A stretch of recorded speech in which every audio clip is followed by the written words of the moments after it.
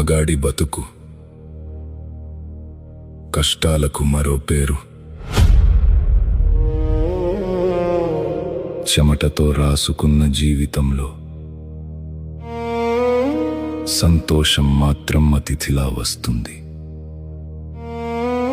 మనసు విరిగిపోయినా బాధ్యతల కోసం మళ్ళీ నవ్వాల్సిందే. మన కన్నీళ్లు తుడిచేవారు లేక మనమే మనల్ని ఓదార్చుకోవాల్సిందే. ఎంత బాధ ఉన్నా బాగున్నాం అని చెప్పడమే మా గొప్ప నటన. ఎందుకంటే మగాడి బతుకులో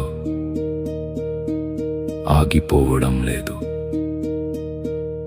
పోరాడడమే ఉంది.